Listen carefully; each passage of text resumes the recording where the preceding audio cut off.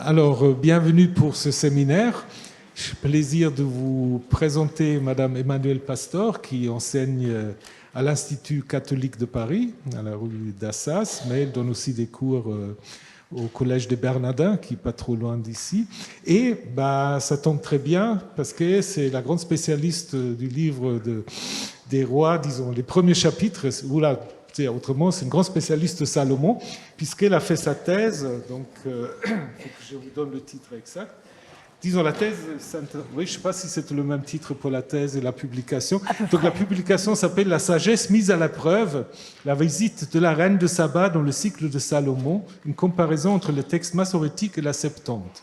Donc là, vous saurez tout sur Salomon et surtout aussi sur les deux Salomon dans le texte grec et dans le texte massorétique. Vous avez compris que c'est un enjeu important. Elle a aussi sorti un livre un peu plus grand public sur Salomon, donc le personnage Salomon, dans la collection Personnages de la Bible, sorti l'année dernière. Donc là, c'est un livre qui est très abordable et qui vous instruira surtout ce qu'on peut savoir ou pas savoir sur le roi Salomon. Donc ça tombe très bien que Emmanuel a accepté de nous parler, puisque parmi les trois rois, c'est Salomon dont je parlerai sans doute le moins dans ce cours, mais on continuera l'année prochaine, donc on va pas trop le négliger. Donc il y a des handouts, comment on dit en français, des exempliers, c'est ça, les exempliers. Voilà, il y a encore 2-3 qui sont là pour celles et ceux qui n'auraient peut-être pas pu se servir. Et sans trop tarder, je vous donne la parole. Donc, comme d'habitude, Emmanuelle parlera une petite heure. D'accord, oui, j'ai prévu une petite heure. Voilà, et puis ça nous laissera un peu de temps pour des questions. Merci beaucoup et je vous laisse la parole. Merci beaucoup, bonjour à tous. Donc, ravi de vous partager un petit peu le fruit de mes recherches sur le roi Salomon, le grand roi Salomon, peut-être le plus connu de tous les rois de la Bible, n'est-ce pas? Salomon étant le plus prestigieux, le plus connu, celui aussi pour lequel on a développé le plus de chapitres dans le livre des rois. C'est celui dont on parle avec le plus d'extension. C'est aussi celui qui est caractérisé par une exubérance, l'exubérance du récit, qui a suscité beaucoup d'enthousiasme, une sagesse, une intelligence sans limite, des qualités de bâtisseur, de constructeur, des qualités de diplomate, de fin politique sans égal, etc., etc. Et puis, sans oublier, bien sûr, ces 1000 femmes. Tout cela fait que Salomon est très connu. Et en plus, c'est aussi un personnage qui a eu une très grande postérité. Donc là, je vous ai mis autant sur le plan théologique parce que déjà dans le Nouveau Testament, Jésus-Christ est qualifié comme fils de David, certes un titre messianique, mais quand même, premier fils de David étant Salomon. Et Jésus est certainement décrit en des termes proches du roi Salomon, mais bon, ce ne sera pas l'objet aujourd'hui de notre séance. Chez les pères de l'Église aussi, Salomon a une très grande postérité. Là, sa figure est majoritairement au service de celle du Christ, toujours. Et puis, sans compter tous les développements dans les traditions juives sur Salomon, des légendes, beaucoup de légendes, parfois un peu misogynes. Salomon, magicien, exorciste également. Salomon également a une grande postérité dans le christianisme, dans des légendes chrétiennes. En Éthiopie, vous savez, la dynastie des Négus qui se réclamait de l'union de Salomon et de la reine de Saba. Au Moyen-Âge, la grande légende dorée de Jacques de Voragine, là aussi, accorde de très nombreux passages au roi Salomon. Salomon dans le Coran. Bref, Salomon, une figure extraordinaire et voilà, qui a été très développée. Mais alors, ce qui va nous intéresser, c'est plutôt donc de revenir au texte. Je vais vous parler du premier livre des rois. Je ne vais pas vous parler de la figure de Salomon dans le livre des Chroniques, cela vient de nous être précisé tout à l'heure. Les Chroniques retravaillent la figure de Salomon, mais d'une manière un peu particulière, en ne gardant que l'aspect positif, et puis en mettant l'accent sur des aspects cultuels, en lien avec le temple. On va beaucoup parler du temple, mais dans l'optique du premier livre des rois. Et puis d'autre part, tout ce que je vais vous dire sur l'articulation de ce texte, vous avez donc sur le papier la structure des 11 chapitres qui concernent Salomon, et je pense que ça pourra vous aider à suivre un petit peu mon propos si vous l'avez sous les yeux. Donc je commence par commenter brièvement quelques grandes caractéristiques de ce roi. Donc Salomon, d'abord, c'est évidemment une figure de sagesse. Qui ne connaît pas le récit du songe à Gabaon? Salomon est tout jeune. Dans ce songe, probablement un rite d'incubation, il parle avec Dieu et Dieu lui dit « Que puis-je te donner ?» Voilà. Salomon répond « Eh bien, je suis bien jeune et inexpérimenté pour gouverner ce grand peuple. Donne à ton serviteur un cœur qui écoute pour gouverner ce peuple, pour discerner le bien du mal. » Donc premier, et vous connaissez l'issue du songe, donc évidemment Dieu félicite Salomon pour cette demande, lui qui n'a demandé ni richesse ni victoire sur ses ennemis, mais bien un cœur rempli de discernement, et donc Dieu lui dit, eh bien en plus de ce que tu demandes, je vais te donner moi la victoire, la paix pour ton royaume, et la richesse bien sûr, et une longue vie. Deuxième grand épisode en lien avec la sagesse, qui suit immédiatement le songe de Gabaon, c'est le jugement avec ces deux prostituées, également un grand épisode qu'on connaît bien, où Salomon, grâce à sa sagesse ou son intuition, sa connaissance même des sentiments maternels, va pouvoir trancher cette affaire de qui est l'enfant vivant, de la première ou de la seconde femme. Et à partir de là, tout Israël reconnaît que Salomon est doté d'une sagesse divine.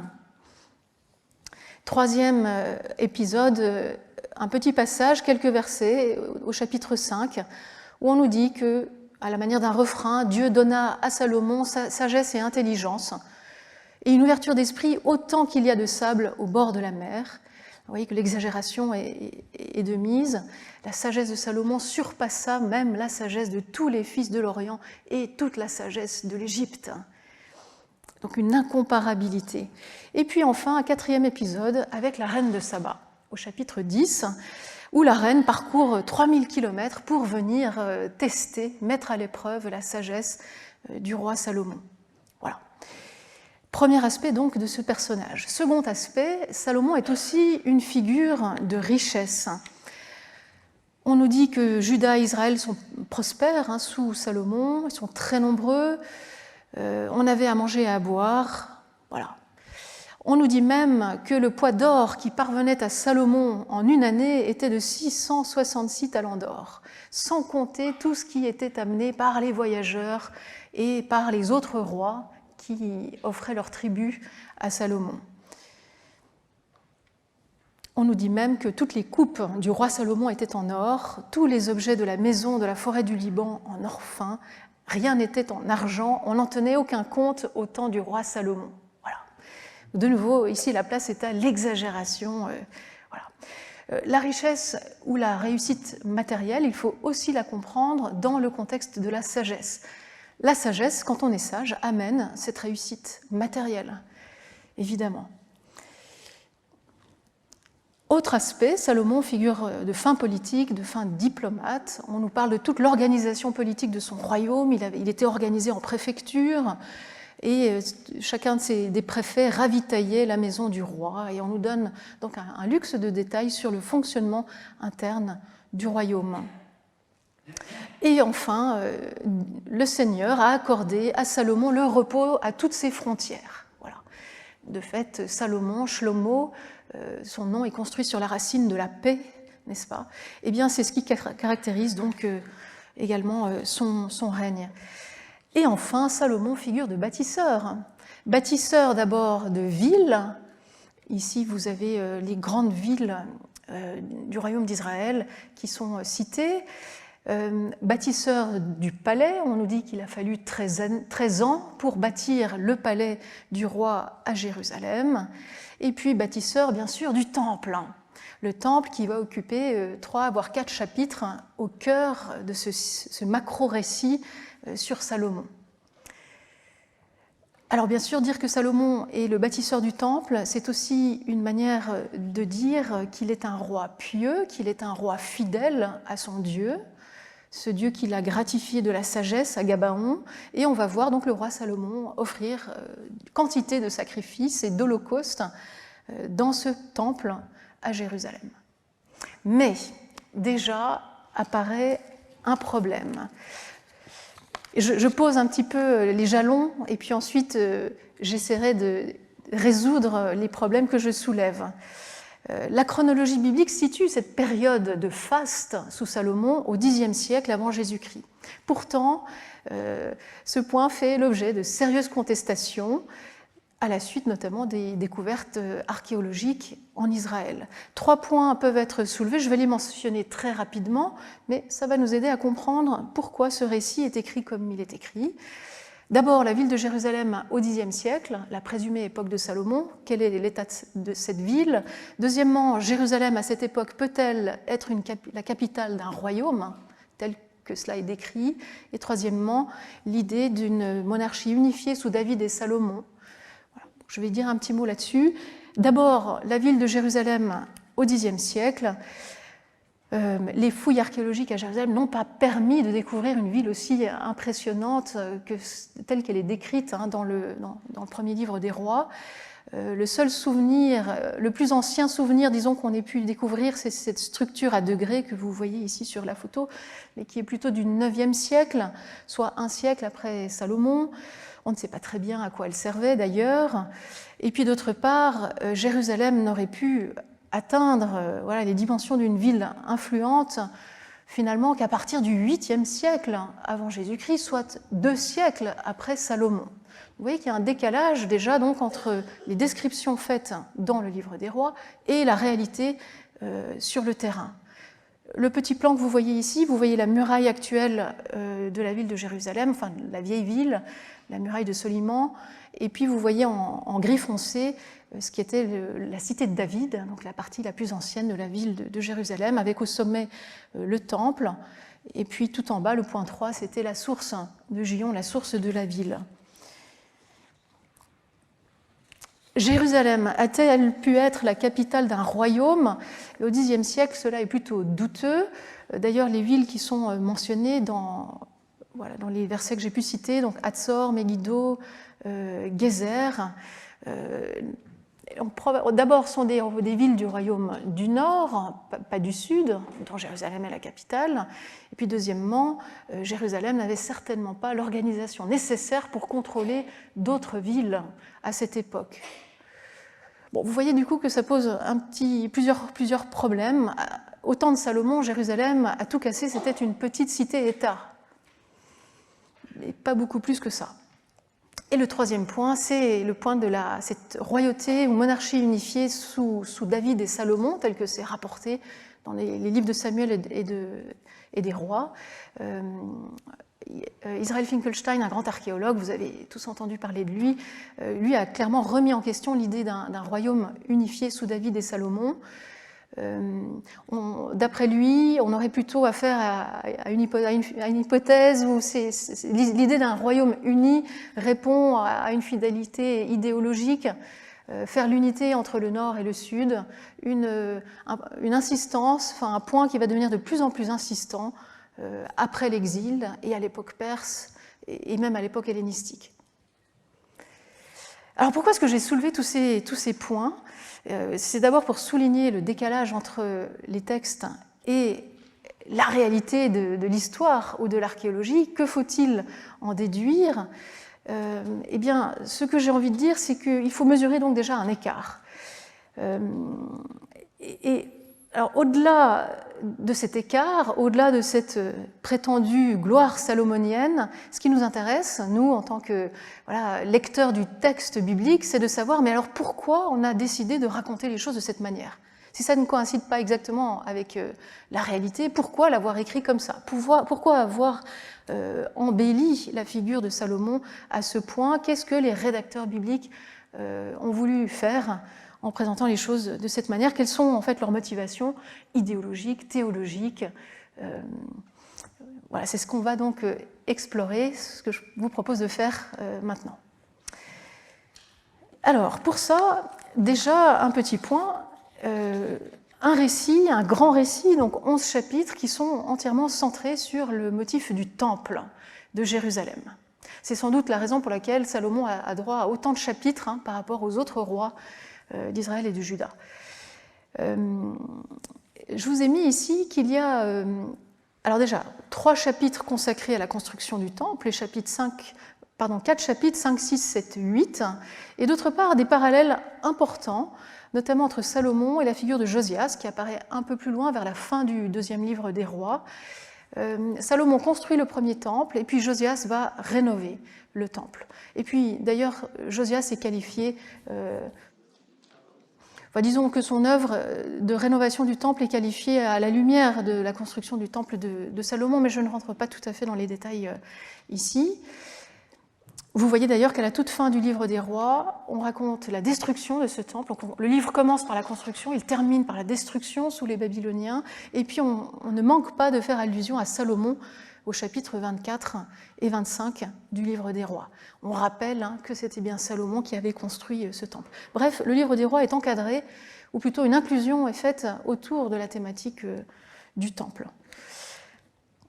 Alors pourquoi une telle insistance sur la construction du temple ? Pourquoi le temple occupe-t-il le cœur non seulement du récit sur Salomon, mais même du livre des rois, on peut le dire ? Probablement parce que le temple constitue la grande préoccupation des écrivains deutéronomistes qui remanient ces textes ou qui donnent forme à cet ensemble de textes. Et cela probablement déjà à l'époque de Josias, au 7e siècle avant Jésus-Christ, mais aussi plus tard, après l'exil. La thématique du temple reste extrêmement importante. Vous voyez, alors cette théologie deutéronomiste, cette volonté de construire et de montrer qu'il y a un lieu centralisé pour le culte, on le lit déjà en Deutéronome au chapitre 12. Et on nous dit que c'est Yahvé qui a choisi un lieu pour y faire habiter son nom. Un seul sanctuaire donc légitime, le temple de Jérusalem. Et à partir de là, tous les rois, à commencer par Salomon, mais tous les rois dans le livre des rois seront jugés, jaugés en fonction de ce critère d'orthodoxie cultuelle. Un seul lieu de culte étant le critère. Ensuite, une autre énigme autour de la figure de Salomon, c'est que Salomon a quand même 2 visages. Pour l'instant, je n'ai parlé que des aspects positifs du règne de Salomon, mais n'oublions pas que son règne termine quand même assez mal. Au chapitre 11, on nous rapporte comment les 1000 femmes étrangères de Salomon, 700 épouses et 300 concubines, ont éloigné le cœur du roi de Yahvé. On nous dit au chapitre 3 que Salomon aima Yahvé, et on nous dit au chapitre 11 que Salomon aima de nombreuses femmes étrangères. Vous voyez la déchéance du roi qui est racontée à la fin. Et donc la question ce qui surgit là, quand on voit ce double portrait de Salomon, on se demande, mais finalement est-il aussi sage que ce qui nous a été dit ? N'est-il pas fou, vu la fin de son règne ? C'est vraiment l'ambivalence du personnage qui va devenir très intrigante et qui n'a cessé d'interpeller tous les lecteurs. Et c'est sur cette question de l'ambivalence de ce personnage, de ce Salomon, que je voudrais m'intéresser donc maintenant. Comment se met en place cette ambivalence, ou ce portrait, disons, dédoublé de Salomon ? Les 11 chapitres sur Salomon sont construits autour de 4 apparitions divines. Vous le voyez peut-être sur votre feuille.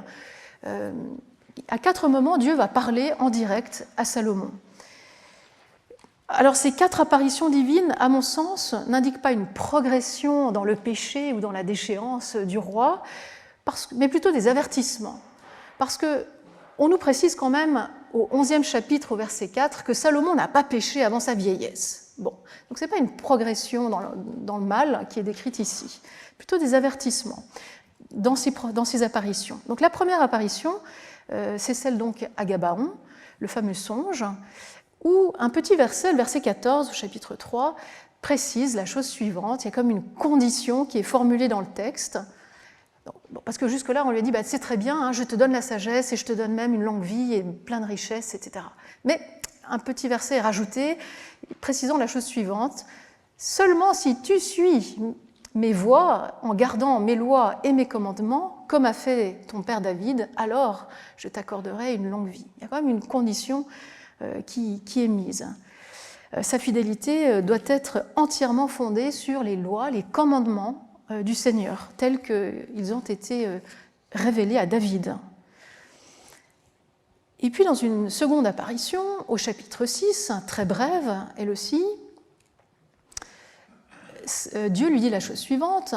Quant à cette maison, ce temple que tu es en train de construire, si tu marches selon mes lois et si tu accomplis mes ordonnances, si tu suis fidèlement mes commandements, alors j'accomplirai ma parole sur toi, celle que j'ai dite à ton père David. Vous voyez toujours la référence à David et la référence à la fidélité à la loi de Dieu.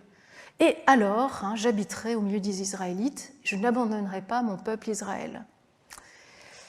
Là, vous voyez, il y a quand même déjà dans cet avertissement l'idée que Dieu pourrait abandonner son peuple, ce qu'on n'avait pas dans la toute première apparition.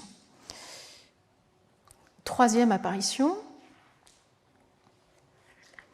on est ici au chapitre 9, le temple est construit, donc vous voyez que les apparitions, elles encadrent la construction du temple.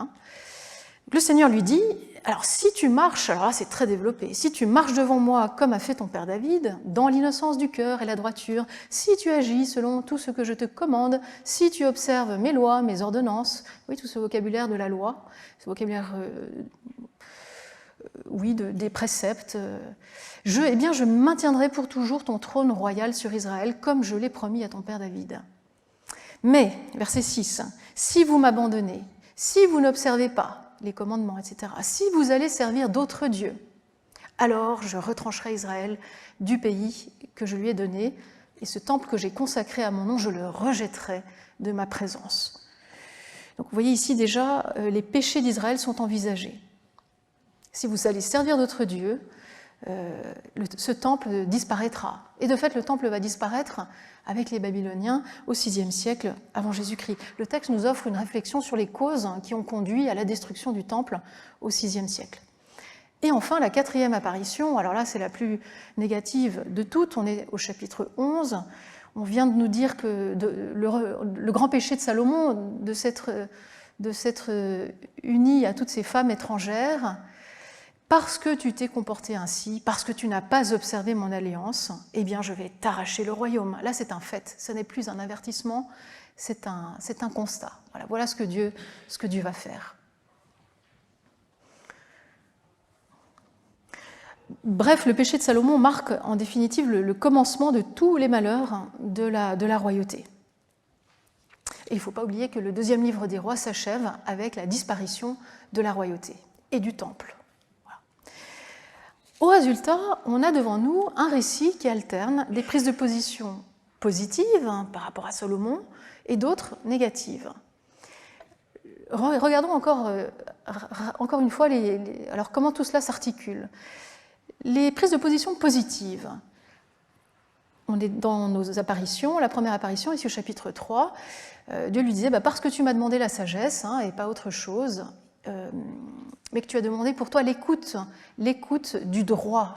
Et là, on a le mot mishpat qui entre en ligne de compte et qui va être très important pour la suite. Un peu plus en avant, tout Israël, c'est à l'issue du jugement avec les deux prostituées, tout Israël apprend le jugement, le mishpat, qu'avait rendu le roi. Et ils révérèrent le roi parce qu'ils virent qu'il y avait en lui une sagesse divine pour rendre le droit, mishpat. On insiste sur ce vocabulaire judiciaire. Et puis dans l'épisode de la reine de Saba, encore une fois, la reine, c'est l'étrangère qui bénit Yahvé, le Dieu d'Israël, parce qu'il a aimé Israël, parce qu'il a établi Salomon roi. Pourquoi ? Pour exercer le droit, mishpat, et la justice, tzedeka. Donc vous voyez, ces petits refrains positifs emploient un vocabulaire judiciaire pour lier la sagesse à l'exercice du droit et de la justice. Et puis les passages négatifs, parce que c'est cela qui va créer un portrait dédoublé de Salomon et ambigu de Salomon. Les passages négatifs. Eh bien, c'est là où il y a ces fameux conditionnels. Si tu suis mes lois, mes commandements, voilà, je vous les ai remis ici. En fait, ici, il s'agit des 4 apparitions où Dieu parle en direct à Salomon. Résultat, on a en fait un long récit sur 11 chapitres qui alternent des passages positifs et des passages négatifs, passages accusateurs et passages qui font l'éloge de Salomon. Si vous regardez bien comment les choses sont construites, je vous ai mis du bleu et du rouge, ça permet de comprendre un petit peu, de voir que l'articulation n'a pas été, à mon avis, faite au hasard. On commence avec le don de la sagesse à Gabaon, puis ça se termine au chapitre 11, c'est le dernier mot sur Salomon. Ce dont finalement on garde le souvenir, le dernier souvenir sur Salomon, c'est sa notice nécrologique, et là on ne mentionne que sa sagesse. Là on ne fait pas du tout mention des problèmes. Et puis ensuite, vous avez, vous voyez, chapitre 3 vers chapitre 11 qui sont mis en lien, en écho, de manière concentrique, où il est question des conditions données par Dieu pour, à condition d'observer ma loi, hein, je serai avec toi. Vous voyez ce ton conditionnel. Ensuite, à nouveau, la mention de la sagesse, démonstration de sagesse au chapitre 3, donc c'est le jugement des 2 prostituées, qui fait le pendant du chapitre 10, la reine de Saba, là aussi où il est question d'une démonstration de sagesse, soit devant tout le peuple, avec les 2 prostituées, soit devant les étrangers, avec la reine de Saba. Et puis au milieu, au chapitre 6 et au chapitre 9, qui encadrent vraiment la construction, la fin de la construction du temple, un ton plus conditionnel, plus négatif. Bref, Salomon, quand on voit ça, on se dit, mais le portrait de Salomon, Salomon a vraiment 2 visages. Une sorte de Janus de la Bible, hein, si vous voulez. Regardons maintenant ce qu'il y a au centre du récit. Donc, au centre, hein, je vous disais, entre les 2 apparitions divines, au chapitre 6 et chapitre 9, la construction du temple.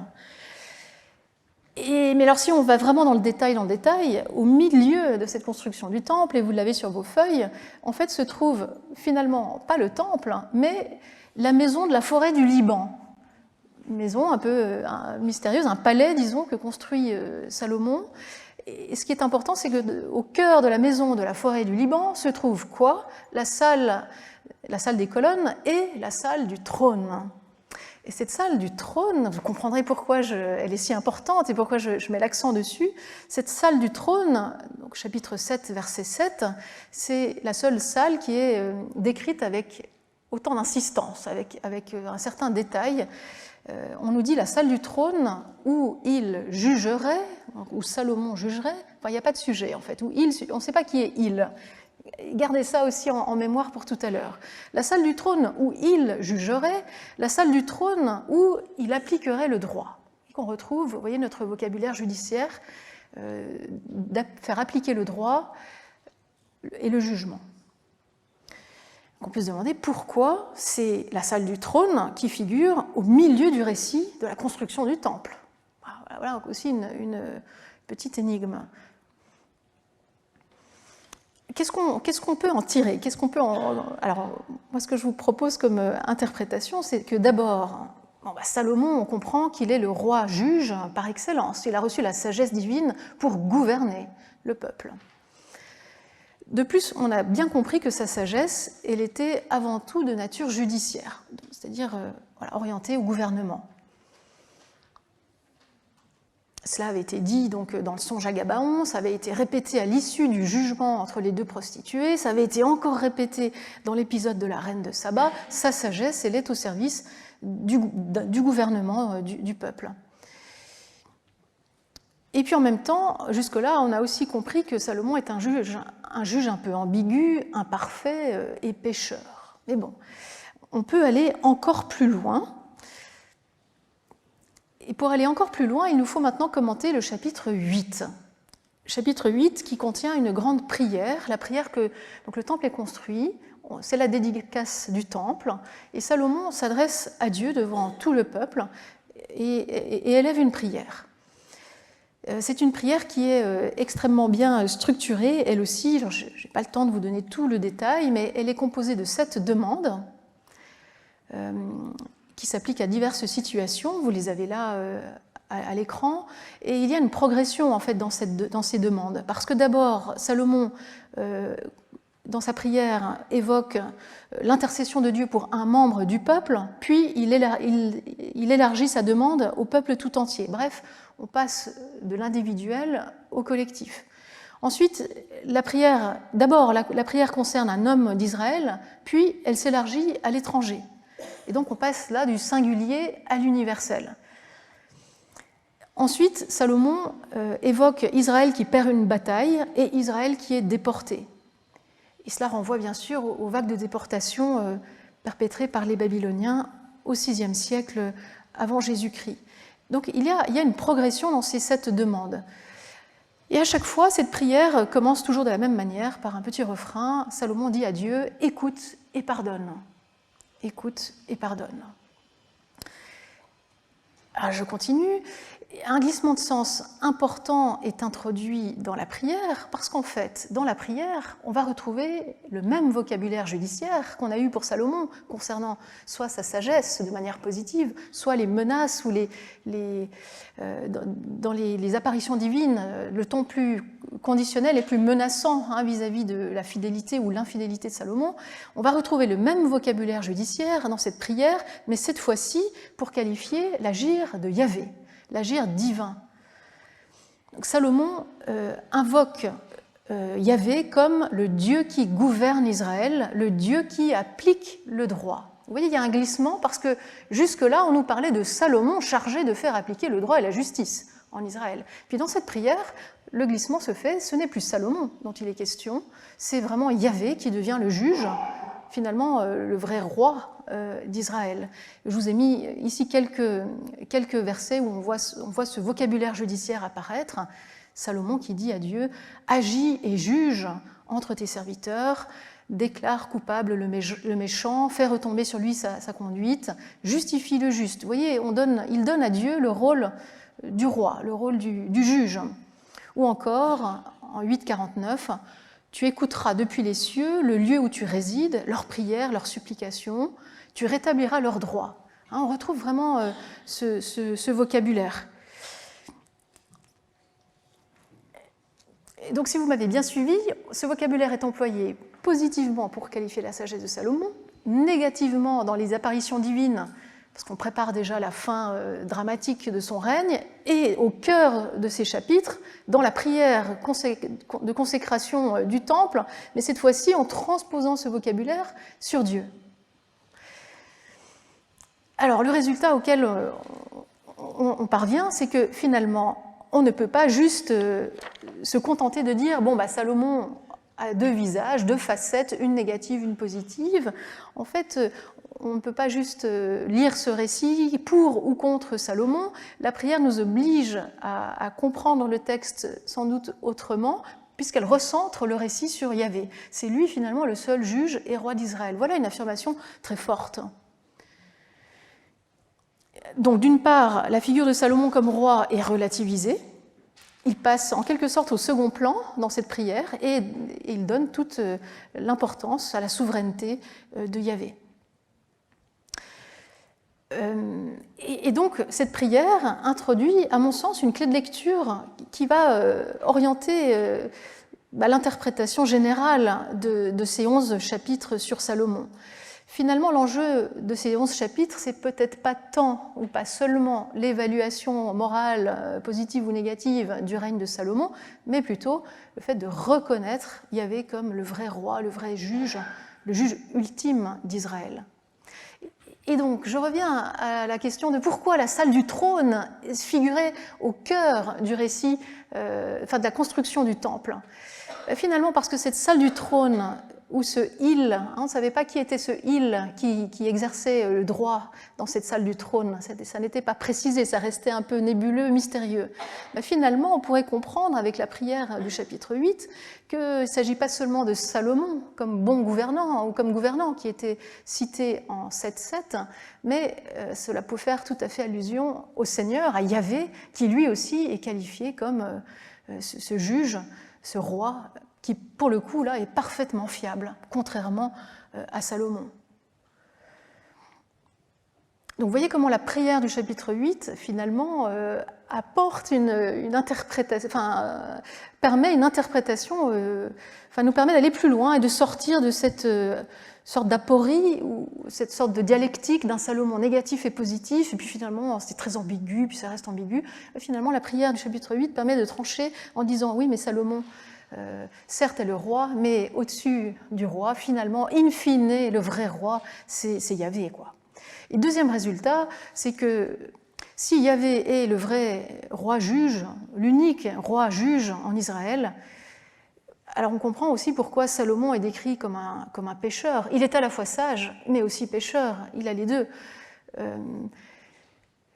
Il y a quelque chose peut-être d'une reconnaissance un peu anthropologique, on pourrait dire, qui relève de la condition humaine. Il y a ce petit verset au chapitre 8, verset 46, on est toujours dans la prière du chapitre 8, l'affirmation suivante, dans la bouche de Salomon, « Il n'y a aucun homme qui ne pêche pas ». Oui, c'est Salomon qui le dit. Il le dit bien sûr pour lui-même, il le dit pour tout son peuple. Voilà.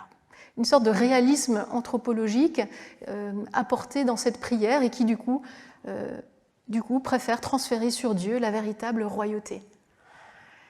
Cela nous dit aussi qu'un pardon divin est possible si on envisage la condition de pécheur de l'homme. Cela nous dit donc qu'il y a de l'espérance, que même après l'exil en Babylonie, même le temple ayant été détruit, même dans cette théologie deutéronomiste ou post-deutéronomiste, il y a une espérance. Un pardon possible, donc peut-être une reconstruction possible pour ce premier temple détruit. Alors ça, c'était la première partie de ce que je voulais vous commenter. Donc ça, c'était, disons, la structure narrative des 11 chapitres sur Salomon. Et puis maintenant qu'on a dit tout ça, eh bien, on peut entrer un peu plus en détail dans l'histoire de la rédaction de ces chapitres. Comment en est-on arrivé là? Peut-être que vous vous dites, voilà, c'est extrêmement complexe comme construction narrative, avec deux fils narratifs, un positif, un négatif, entremêlés, avec au centre le temple, et puis finalement, c'est plus Salomon qui est le personnage principal, mais c'est Yahvé qui devient le personnage principal, le grand roi. Vous vous dites, c'est un peu compliqué tout ça. Comment est-ce qu'on est arrivé là? Bon, c'est ce que je vais essayer de vous dire. J'espère ne pas vous ennuyer trop avec ces considérations-là. Alors d'abord, on voit bien qu'on est devant un ensemble, 11 chapitres, qui sont un ensemble très composite. Composite autant du point de vue littéraire, c'est-à-dire qu'on a des morceaux de texte là, dans ces 11 chapitres qui proviennent de sources différentes, de genres littéraires différents, mais aussi du point de vue des idées. On a aussi des idées très diversifiées qui sont véhiculées dans ces 11 chapitres. On voit bien que les 11 chapitres ne sont pas sortis de la main d'un écrivain comme ça. Notamment parmi cette diversité d'idées, on a l'idée d'une sagesse d'abord judiciaire, c'est un aspect de la sagesse qui est développé dans ces textes, dans ces chapitres, mais il y a aussi la sagesse comme capacité à résoudre des énigmes, c'est peut-être un peu différent là. Là, celui qui résout des énigmes peut être moins un politique qu'un sage, qu'un mage, vous voyez, qu'un magicien, enfin, il y a un déplacement quand même. La sagesse comme un savoir encyclopédique, c'est un autre aspect de la sagesse qui est évoqué au chapitre 5 notamment, ou encore la sagesse qui doit être subordonnée à la fidélité aux lois et aux commandements du Seigneur. Ah bah oui, là c'est encore tout à fait une autre manière d'envisager la sagesse. Alors comment expliquer et rendre compte de cette diversité à l'intérieur de ces 11 chapitres? Alors là, je m'appuie sur des grands spécialistes comme Thomas Romer, ici présent, que j'ai eu l'occasion de beaucoup lire, justement, pour retravailler ces choses-là. On peut estimer qu'on a quand même un premier ensemble sur Salomon, disons le noyau le plus ancien de ces chapitres sur Salomon, qui est rédigé au 7e siècle avant Jésus-Christ. Le 7e siècle, c'est le siècle du roi Josias, dont je vous ai parlé tout à l'heure. Ce roi Josias, qui rénove le temple de Jérusalem. Cela est rapporté au chapitre 24, 22, 23 et plutôt du deuxième livre des rois, et qui fait cela à la manière d'un nouveau Salomon en quelque sorte. Peut-être Josias avait-il besoin de légitimer son entreprise de rénovation du temple, et pour cela de faire référence à son ancêtre prestigieux Salomon qui avant lui avait déjà construit ce temple. Alors je ne vous lis pas ici tout le détail de ce que j'ai mis à l'écran. Voilà les morceaux de texte, disons, dans ces chapitres qu'on peut estimer être ou remonter au 7e siècle avant Jésus-Christ.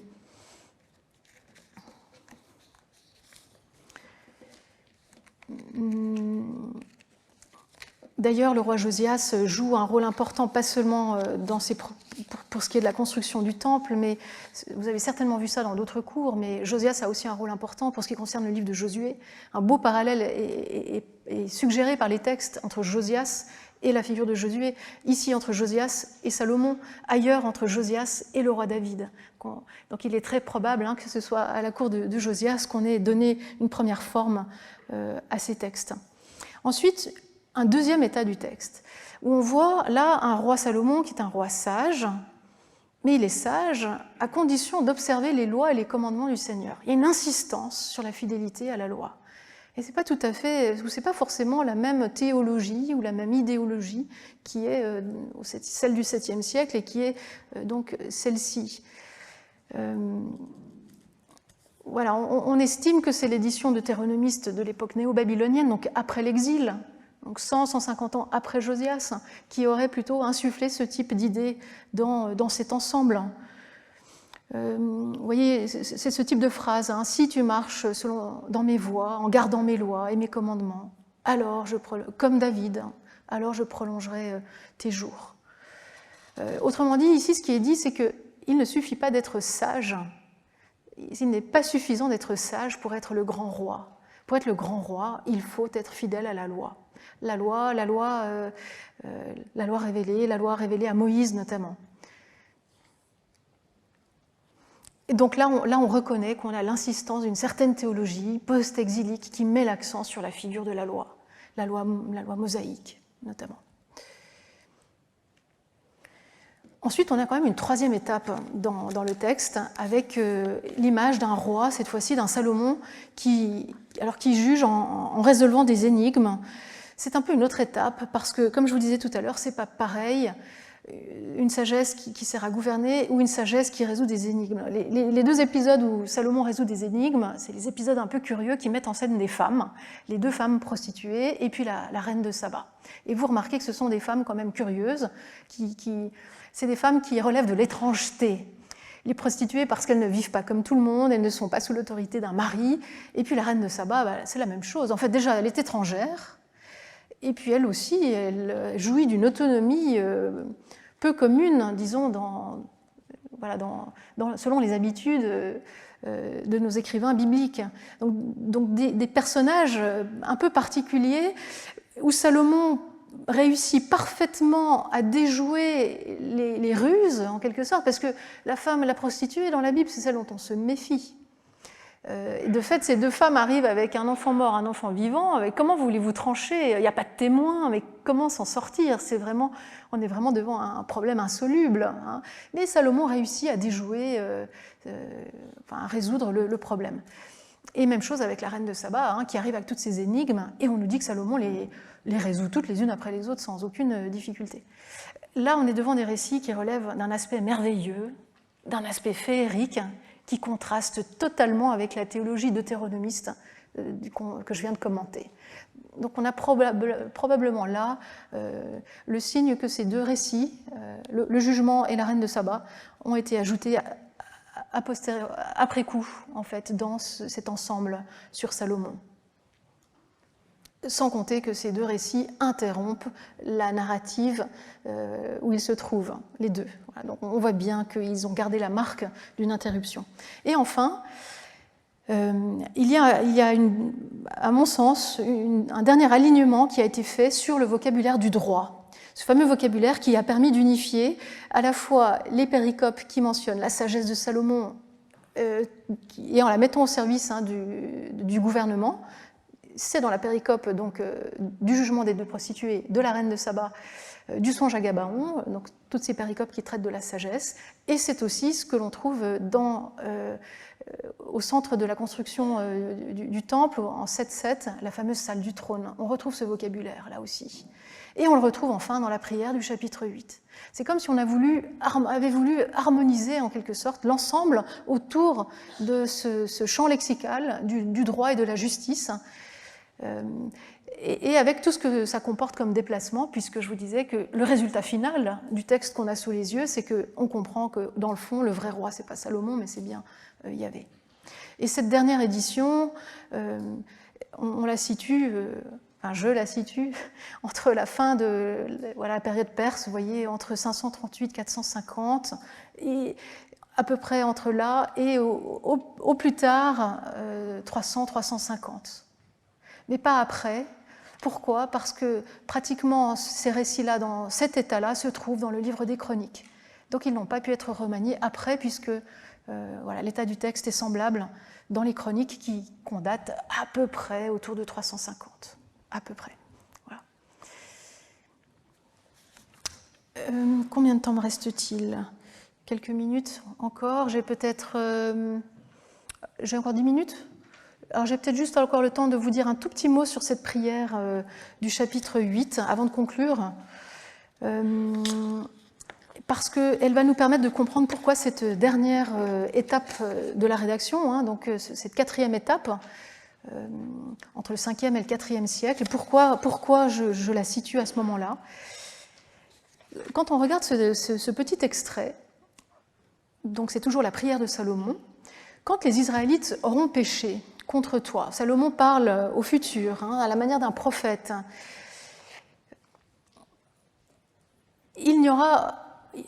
car il n'y a aucun homme qui ne pêche pas, la fameuse phrase que je vous ai citée tout à l'heure, et que tu te seras fâché contre eux, toi Seigneur, hein, et que tu les auras livrés aux ennemis, qui les auront déportés dans le pays des ennemis, lointains ou proches. Là, vous voyez que déjà l'allusion est faite à la déportation du VIe siècle avant Jésus-Christ. Donc on voit bien que ce texte est écrit après les événements du VIe siècle. Hein, donc on n'est pas devant quelque chose de très ancien. Eh bien, ils retrouveront leurs esprits dans le pays où ils auront été déportés. Ils se repentiront, ils te supplieront dans le pays de ceux qui les auront déportés en disant « Nous avons péché, nous avons commis des fautes, nous avons agi méchamment. » Ils reviendront vers toi de tout leur cœur, de tout leur être, dans le pays de leurs ennemis qui les auront déportés. Vous voyez, là, on dirait qu'on est déjà loin de l'époque de la déportation. On a déjà eu le temps de méditer sur la tragédie qu'on a subie. On a déjà eu le temps de faire la lumière sur ce qu'ont été les causes de cette tragédie, notre péché. Bon. Et le texte continue. Donc, alors qu'on sera donc dans ces pays déportés, etc., et qu'on aura pris conscience de notre péché, alors ils te prieront en direction du pays que tu as donné à leur père, en direction de la ville que tu as choisie et du temple que j'ai construit pour ton nom. Et là, vous avez certainement en tête un écho d'un autre texte biblique où il est question de prier en direction de Jérusalem. Est-ce que ça vous dit quelque chose? Dans un livre prophétique dans la Septante, parmi les écrits dans la Bible massorétique, dans le livre de Daniel, Daniel aussi se met à prier en direction de Jérusalem, signe que l'on est devant des textes qui sont finalement très tardifs.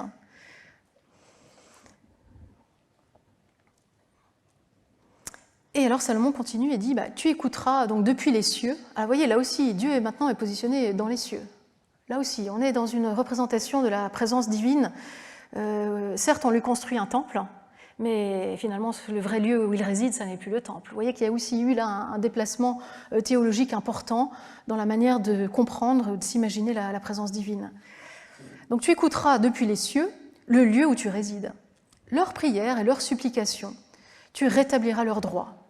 Tu pardonneras leur rébellion à ton peuple qui a péché contre toi. Tu leur donneras la compassion de ceux qui les auront déportés et ils les aimeront.